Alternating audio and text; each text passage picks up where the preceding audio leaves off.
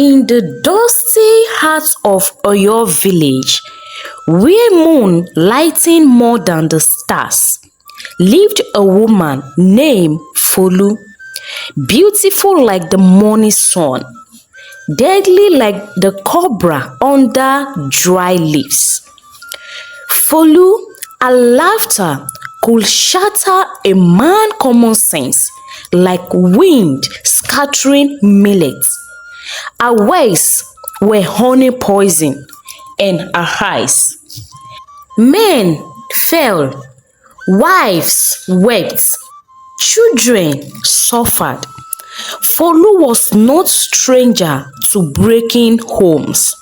However, Folu had forgotten that life has a way of turning mirrors. At the peak of her power, Folu was feared and respected. The women crossed to the other side of the market when they saw her. Men breathless their hearts, but dare not meet her gaze for too long. She had taken husbands from the arms of friends, sisters, even her own blood auntie. Each time, she blamed the wives. She didn't steal husband with force. Instead, she invited them to give themselves away to her. An old age woman known as Mama Ladi and Ojo, who got married many years ago. Ladi and Ojo live as big and happy family. Ojo was a carpenter with rough hands and old skin but a soft heart. He built benches for the market, stools for the temple, and a holder for every baby born in a street. Folu waited until the day Mama Ladi fell ill and Ojo came to buy herbs. She saw the worry in his face, the wear in his shoulders. "You work too hard, Baba," she said. Giving him the herbs, "Let me brew something to ease your bone." Then he smiled politely, but she touched his hands, a soft, slow touch that spoke without words. 3 days later, she brought some soup to his workshop. "I just couldn't stop thinking about your kindness," she said. And then she laughed, not loudly, but like honey dropping from the spoon. Then the affairs began under a mango tree.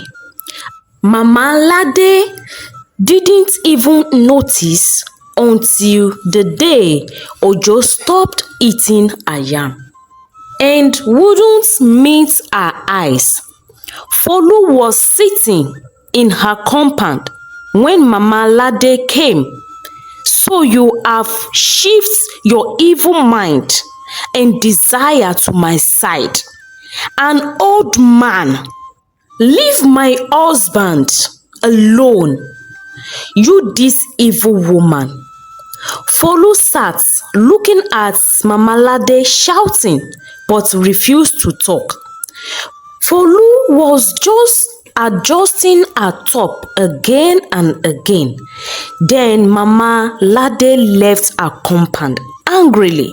Folu has a cousin called Yetunde. Yetunde's wedding was the event of the year. Folu danced in a gold wrapper, smiling beside her cousin like a proud sister. But she had watched Yetunde's groom, Tunde, from the moment he arrived in Oyo. And Tunde had a wonderful eyes. Folu didn't even approach him. She waited. She decided to plant doubts in Tunde's mind. Your wife cooks sometimes like she's feeding a goat, she said jokingly. One day, let me teach her how to use real pepper. He laughed, embarrassed, but she saw the seed take root in Tunde's mind. She waited again until Yetunde traveled to visit her mother. Then she invited Tunde to her haunts. Tunde never left that night. Few weeks later, Yetunde returned. When Yetunde returned, he was already emotionally gone. His body warm beside her, his heart cold and lost. Bisi had a quiet strength. She was not flashy, not loud, but her love for her husband, Kayode, was fierce. Folú saw Kayode differently. No one has ever saw him smile. He wasn't easy to corny like others. So she used pity. She made sure Kayode saw her brushed foot from a falling. As he rushed to help her, she cooked for him 3 days later, just to say thank you. He hesitated. Then she told him stories, lies of loneliness, of wishing for just one night, of comfort. Kayode resisted for weeks, but one rainy evening, as thunder shook the sky, he entered her compound. Just one night, he said to himself, I returned by dawn. However, he didn't, and their child fell ill. Kayode was too ashamed to go home. Then the child died the next day. Folú wear white attire to the funeral, not to grieve, but to show the village she was unbothered. Arike was soft-spoken but strong. Her husband, Kola, was quiet, loyal until he was not. Folú had no real interest in Kola. However, Arike had once warned a friend to be careful of Folú. That was enough for her. Folú decided to punish her. She visited Kola's palm wine shop daily. She laughed at his jokes, paid more than necessary, praised him in public. You deserve more than silence, Kola, she said one day. And Kola liked how she praised him like a king. When Arike found them together behind the temple, it wasn't just betrayal, it was warfare. That moment sealed Folú's reputation as a breaker of hope. She wore that title like a crown until it crushed her. The villagers gossiped. However, no one dared confront her until the day the drummer arrived. Ajadi, a outstanding man and muzzle moved like ebony sheep, came to Oyo seeking a wife. Ajadi met so many women, however, it was Folú who claimed him. 3 months later, they were married. She became Folú Ajadi, and for the first time, she built instead of destroying. Her compound once was the scene of others' tears, now echo with laughter. She cooked, she bathed his feet, she danced for him under moonlight. He is mine, she said each night, wrapping herself around him like skills. However, the same spirit she had once danced with in darkness began to come back. One evening, while she was pounding yam, her neighbor Arike, a gentle woman with a smile like a stream, knocked on her gate. "Good evening, Folu. I need your help. My husband, Kola, no longer touch his food. He returned late. I fear." Folu's laughter was sharp. "Maybe someone is showing him how a woman should treat a man." Arike's face crumbled and she walked away without another word. Folu that night, Folu rubbed palm oil on her skin and danced for Ajadi. However, for the first time, his eyes was away. He was thinking of something else or someone. 3 nights later, Ajadi didn't come home. Ajadi had spent the night in Arike's compound. The hunter had become the hunted. Folu stormed into the market like a lion chasing prey. She found Arike selling vegetable.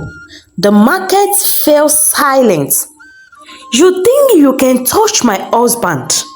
she roared. Arike trembled but stood tall. Then she replied, "You broke my home first." "Folu, did you think God was asleep?" Before anyone could blink, Folu slapped her. The sound echoed like gunfire. Tomatoes split.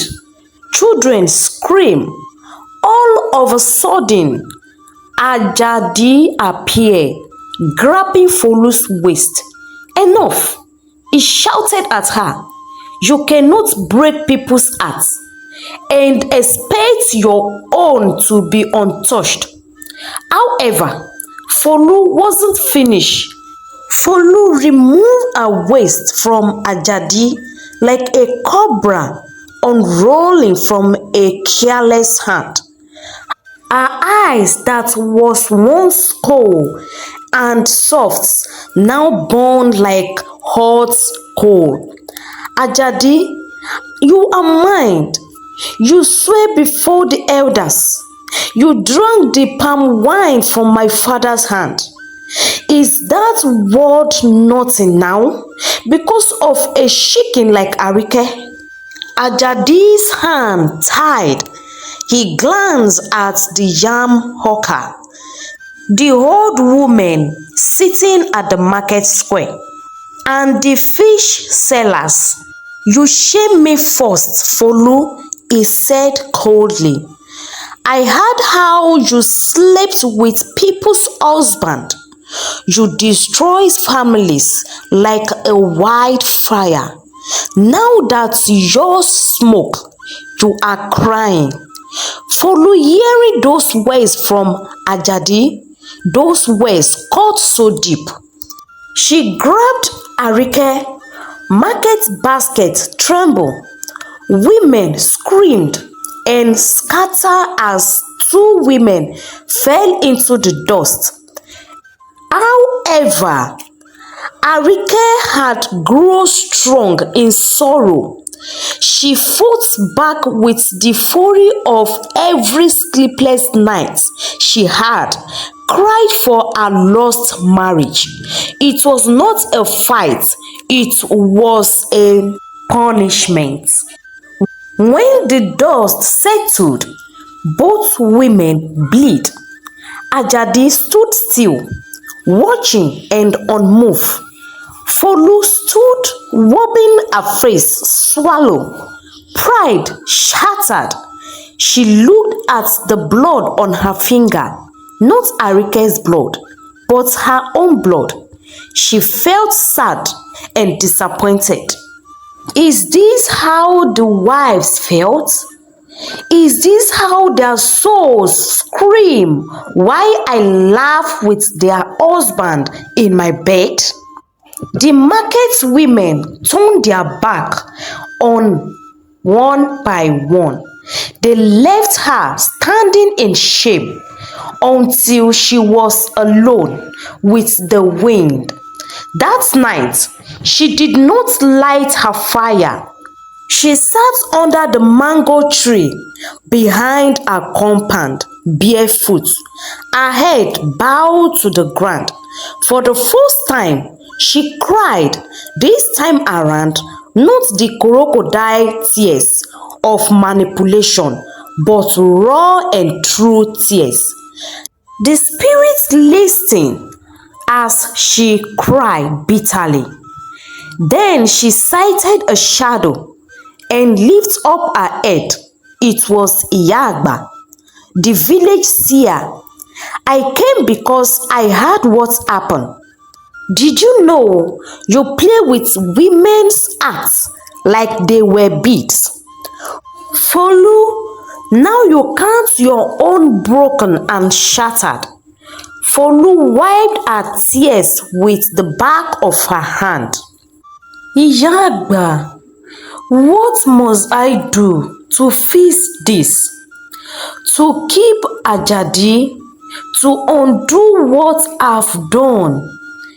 Then Iyagba replied, even a broken pot can carry water if you seed it with truth. Go and confess to those women you wronged. Folu's mouth dropped. Confess? She asked. They will spit on my face. Then let them, says Iyagba. It is better to wet a face with spit than a heart that is heavy with curses. The next morning, Folu began the journey. She went to old woman's house, whose husband she had lured with moonlight dance. I laid with your husband, Mama, she said, bowing low. I stole your peace. Forgive me. The old woman spit on the ground but said nothing. She went to Yetunde, her cousin, the marriage she scattered 2 years ago. I betrayed you, blood of my blood. I am sorry. Before she could react again, Yetunde slapped her. However, Folu did not retaliate. She bowed again and again. She humbled herself, dragging her pride like a sack of stones. The village watched, murmuring, 7 days, 7 homes, 7 wounds. On the 8th day, she returned to her compound and coated her doorway with the seer oil. She lit the fire not for dancing or seduce. This time around, it's for cleansing. She burned the wrappers she had worn to lorry men, the bricklets gifted by stolen husbands. Flames rose smoke into the sky like prayers, and just as the final scarf catched fire, Ajadi appeared. He watched silently as the skill burned. The woman who once ruled earth with iron lips now knelt in ashes. Why? He asked. Stepping closer to her, Folu raised her head. Because I don't want to keep you with tricks. I want to keep you with truth. Ajadi was silent. Then he dropped his hunting bag, knelt beside her, and placed his hand on hers. Then let us start again, but this time no more fire for destruction, only warmth. Weeks passed, but Oyo village did not forget easily. Even though Folu walked with bowed head and avoid the gaze of married men, whispered still chased her like shadows. Look at her acting holy. Didn't she tear apart Bisi's home? And now she's baking plantain like a good wife. Even if she bathes in the river every morning, some dirty won't wash off. Folu had it all, but she didn't fight back. Not this time. She lived to amend her ways. A woman powers lies not in what she can take, but what she can build and protect and heal. And remember, when you want others to feel powerful, you build your joy on sinking sand. But when you choose humility, truth, and healing, you build a home no wind can shake it. So bestie, I hope you've learned one or two things from this story. Do well to like, share and subscribe till I bring another story your way. Bye.